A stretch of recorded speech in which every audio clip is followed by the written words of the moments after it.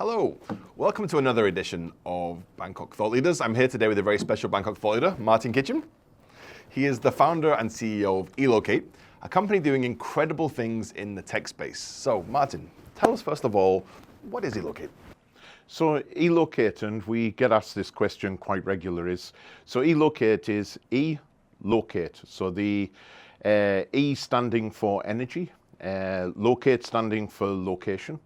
So the whole purpose of eLocate is to work with partners to develop leading technology, disruptive technology into different marketplaces, where we're basically able to bring our energy harvesting capabilities and energy harvesting patented technologies along with location and other monitoring type technologies to the asset management, cargo management industries.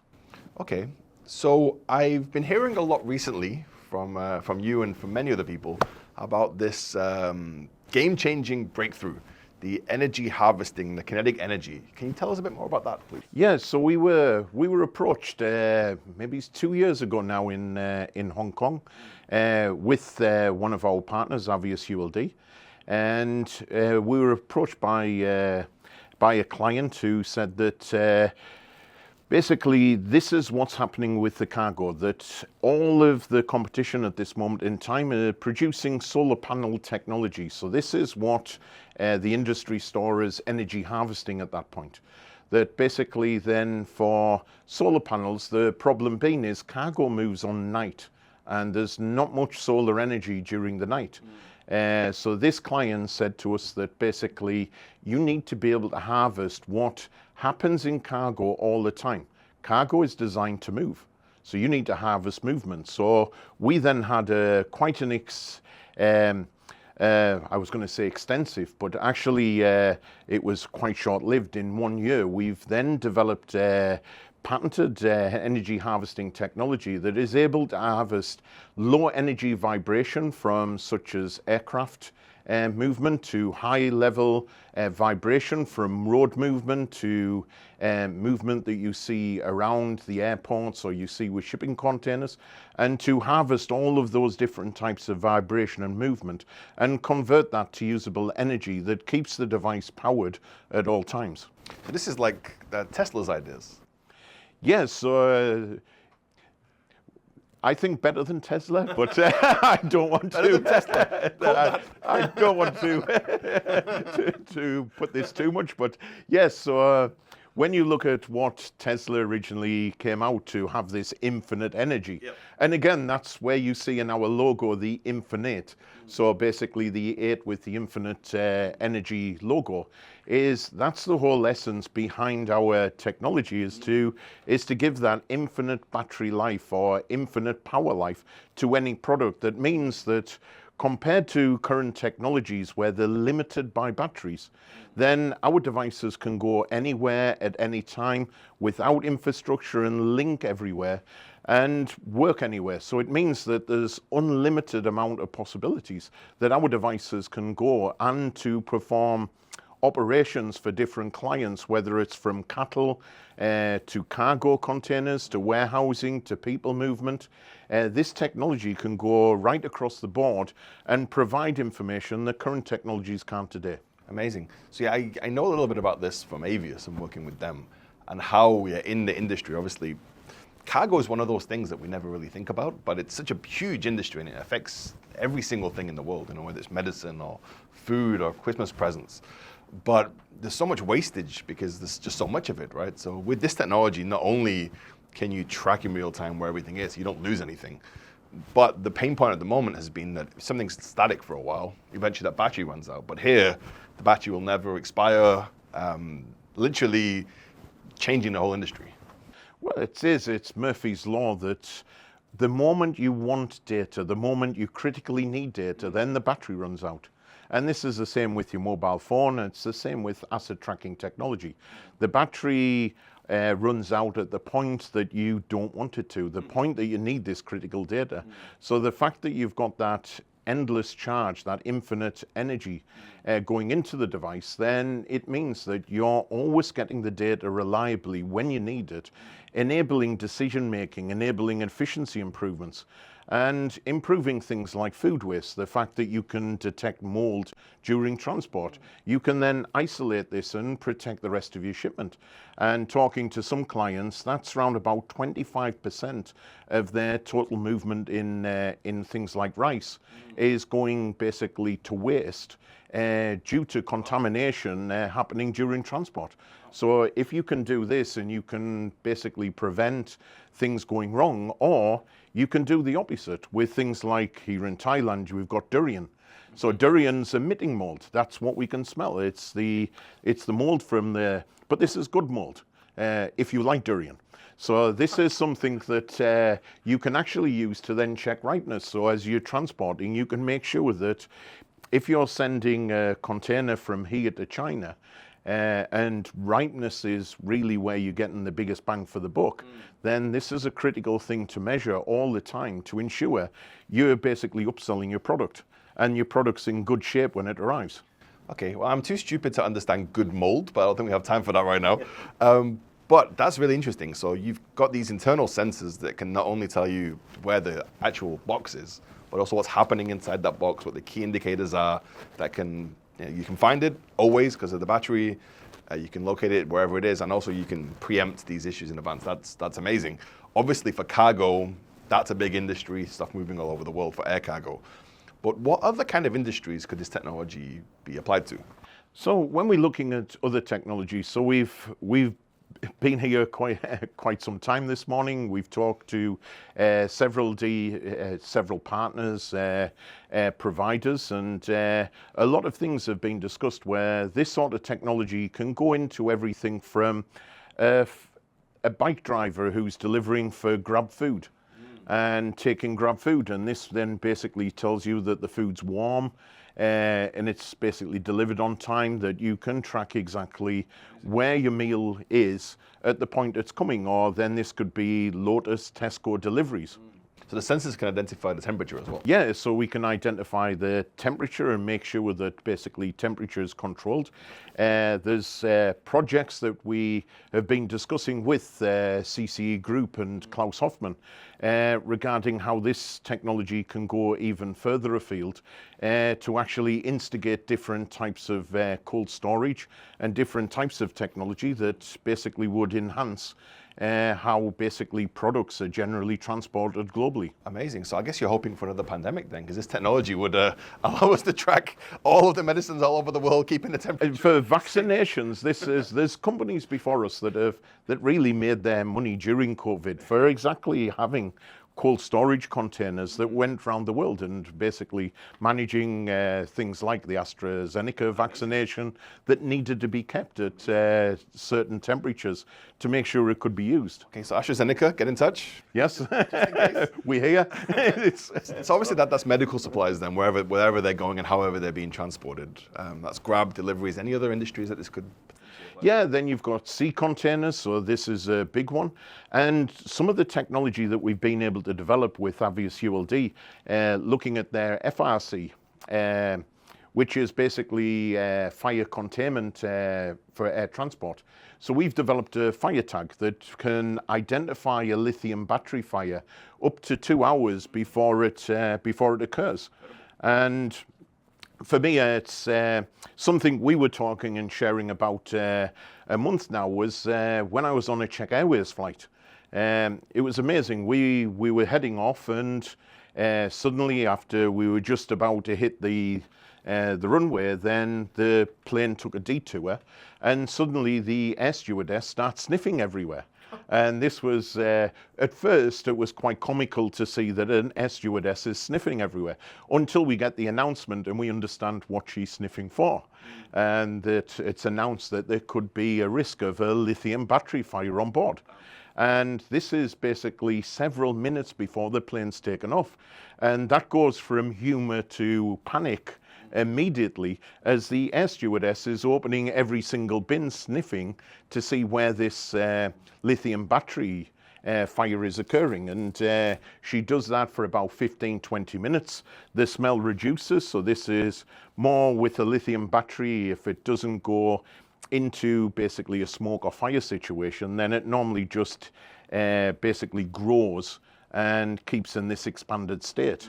But still gases are released that you can smell, like hydrogen fluoride and different hydrocarbons. So for this, she's looking everywhere. She can't find it. At the end, after a 45 to 60-minute delay on the flight, the captain finally gets the approval that we can take off. But then everyone's faces as we're taken off, obviously everyone on the flight's very nervous because, shit, there's something that's happening here that this could cause a... And then we see on a weekly basis at the moment different news articles that's coming out with people taking pictures of serious fires on aircraft. We see that there's serious fires on shipping containers, on ships that have destroyed ships. We've seen airplanes crashed due to lithium battery fires. So this is one of the world's biggest problems we see, and there is a solution. And if we had the fire detection system in a cabin, if we had in them cabin bins our solution, which can be retrofitted and charged itself, so it's basically just a plug and play solution, then that Czech Airways flight was never delayed. Those incidences that we've seen could be averted, that basically we could sniff that before it's visible to the full aircraft and tell you exactly where it is, so you can get the bag, get the laptop, or mostly vapes. They're the most serious. And that could be basically taken off the flight and done before you have a full plane. Is sniff the technical word they use for this? Yeah, there's other words, but sniffing is the most, it's quite appropriate. But I've seen the data on this. There is an alarming increase over the last, inevitably because there's more of them around, massive increase in lithium battery fires in airplanes. In aeroplanes, it's increasing to where most of the normal institutions, whether it's the FAA or ASA, they're reporting increases all the time. So they're reporting that if you take laptops, mobile phones, vapes, then this is basically the most significant that we see in their results. And with extensive tests that we've done alongside Avios ULD, what we've seen is that just by dropping your backpack on the floor and just catching the vape, damaging that battery, at that point, that can significantly improve the likelihood that that battery is going into thermal runaway, and there's going to be a problem. You shared with me a video a few days ago. Please, for the video guys, put this on the screen right now as we talk. Terrifying. The baggage handle catching fire mid-plane. Because then obviously you've got a limited amount of time to get that figured out. So the sooner you can catch that, ideally before takeoff, you can save a lot of lives potentially. Yes, keep it off the plane and keep it away. And as we see, a lot of the lithium battery fires is caused by handling.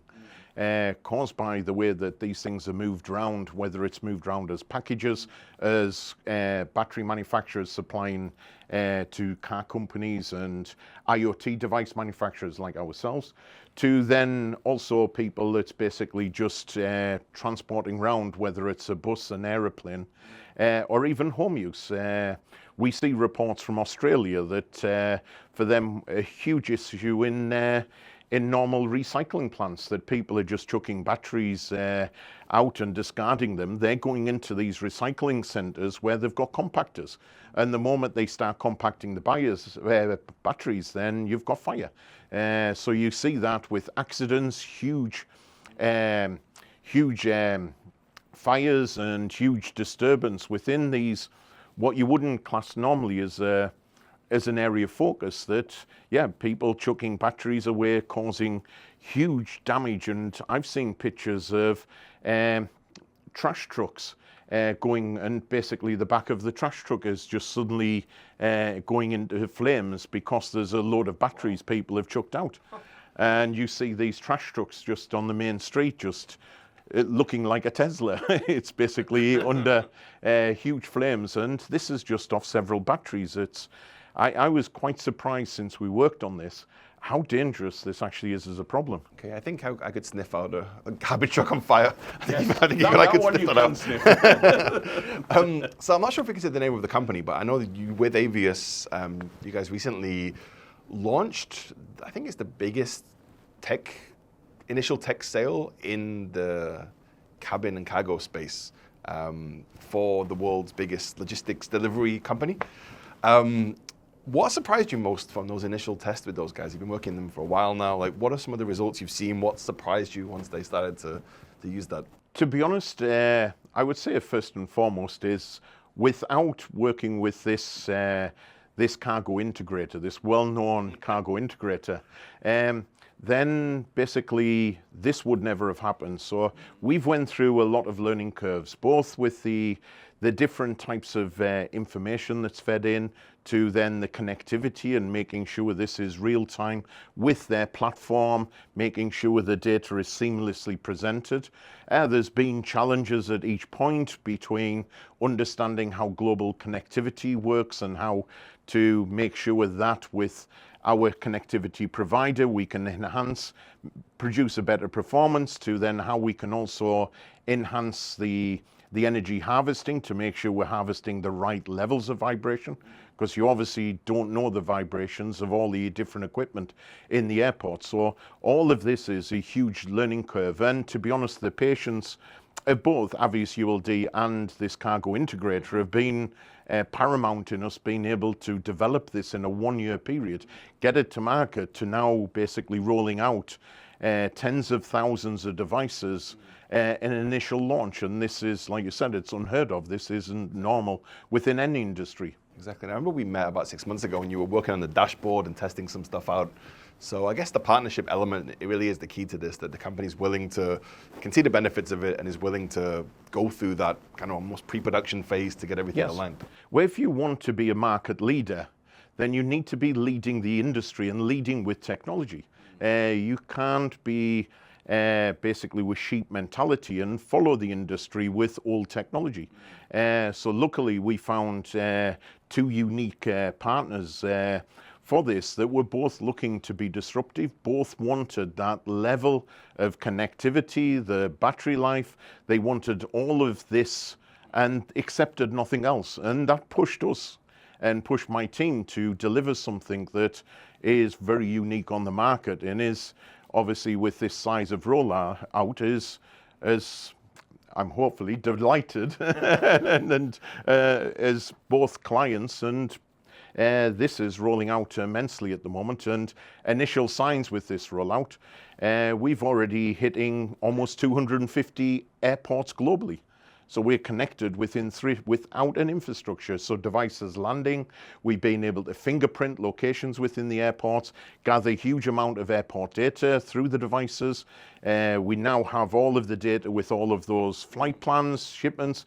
It's unbelievable the data that now these clients can basically take from the device and use to then add a number of different possibilities, from standard information to then long-term putting AI behind this and doing predictive cargo supplies. I think it's worth dwelling on this infrastructure point for a moment, because I'm aware that generally when these initiatives have been done previously, the kind of tracking of equipment and stuff, it's required every individual airport to build costly technology, whether it's the vendor building that or probably not the airport themselves, but still it's time consuming, it's expensive, and it takes a while to get set up, especially in 300 different locations.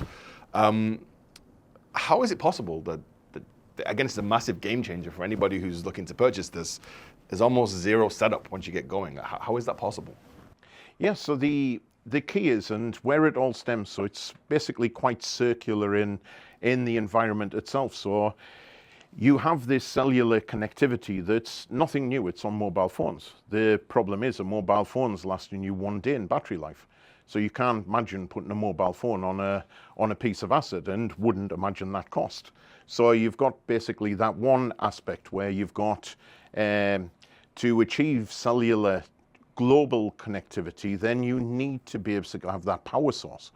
Now with lightweight air cargo, you can't put then huge amount of batteries on there, or it defeats the objective of having aluminium structures. Yeah, you can't put huge amount of batteries. So then that brings you to the energy harvesting. So the energy harvesting enables the use of high energy consuming technologies, from the geolocation technologies to the global LTE and satellite connectivity, to also running sensors which are detecting hydrocarbons and hydrogen fluorides, which then are preventing battery fires. So basically being able to have these high-powered sensors within a device is only possible thanks to then the energy harvesting itself. So that's enabling what we've got is unique because of that unique battery charging capability. Exactly, and unique is the key word here, because obviously most of us, when we're going through the world, we're going to Tesco and 7-Eleven, we're not really thinking supply chain level infrastructure, but this really is a game changer. Like in terms of the whole global infrastructure of supply chain, what we're doing here, what you're doing here, is completely unique. Yes, I mean, I've worked in automotive operational management for 30 years. Recently then in RFID, IoT connectivity, and I see with these industries and everything the challenges they've got.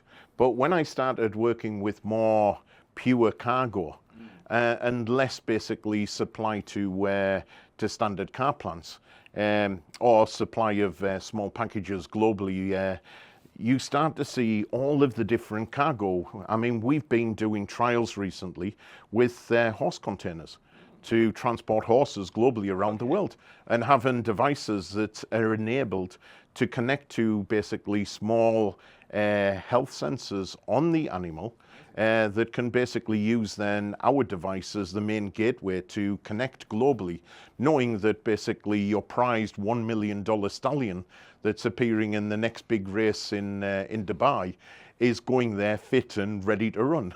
So it's Good nickname, Martin, I like it. So obviously this is a revolutionary technology. How far can it go? Like, what is the future of self-powered connectivity? So this, and if you look at some of the things that we're looking at the moment, you're looking at environmental harvesting. So you've got vibration, motion, but you've also got now an increased amount of radio waves. You've got an increased amount of different elements, whether it's thermal changes, climate. So you've got all of this potential of harvesting that's around us every day. So being able to have technology that can basically harvest this then puts you into different fields where you can, and I say fields, and that's not a pun, but I was going to say a cow battery, that basically you can actually harvest the energy from a cow. A lot of energy. And it's one of the biggest of any animal, believe it or not. Yes, but this is from their electromagnetic field. So basically you can harvest that energy from a cow, and then you can basically monitor cows. And cows, there's 2 billion cows on the planet. Yeah, there's more cows on the planet than any one country in the world. So if you imagine 2 billion cows to basically harvest and power their own data, yeah, basically makes a cow smart. And it's not many times you'd hear someone saying a smart cow. Smart cow, yeah. I like it. It sounds very matrixy, turning the cows into batteries, but I like it. All right, so basically almost limitless potential for this. Yes, this can go into prevent and bike theft, to basically being able to put energy harvesting solutions onto everyday type products, to big cargo, to small cargo, to packages. The possibilities for this, whether it's little paper tags replacing your standard RFID tags on clothes, this sort of technology can go worldwide on huge amount of applications that many of us don't even know are getting tracked at the moment. Amazing. Amazing. Okay, well, that's enough of the serious questions for today, Martin. A question I always like to ask my guests on this show is, Lexicon's a storytelling company, as you know. I'm a big passionate storyteller myself. Who are some of your favorite storytellers? These can be from the world of fiction or from business, whoever inspires you through their stories. So I would say obviously yourself. So you can pay me later for that one. So yes, yourself. And I do watch Lexicon very regular, and that's why I've pushed a lot of people in Lexicon's direction, that I do believe that Lexicon are providing a fantastic storytelling service, and I think that's got a definitive place within any company looking to brand themselves or brand basically personnel within the company. So I do take my hat off to Lexicon. Thank you. And then other favorites at the moment. So if we take it more on a local scale, I do love watching Klaus. I think Klaus Hoffmann is a brilliant storyteller, and he is somebody that's very interesting to hear all the time. Yeah, to then other, let's say, more established, not saying Klaus isn't established, but looking at more established, like people like Richard Branson. And when you see some of the things that Richard Branson's done on personal branding, and how Richard Branson was one of the first people to really promote his own personal branding as the main brand of Virgin.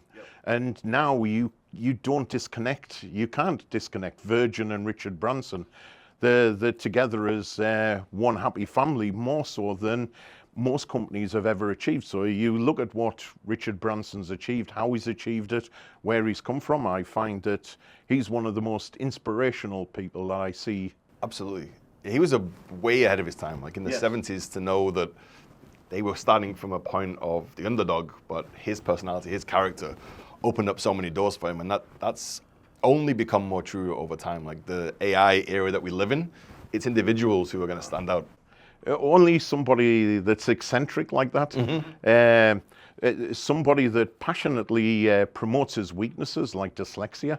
So you don't have too many people admitting that they're a dyslexic, and seeing this as basically the way that this eccentric behavior is enhanced by dyslexia, and how then this creates this full ethos of how he never runs away from a challenge. You've got British Airways versus Virgin.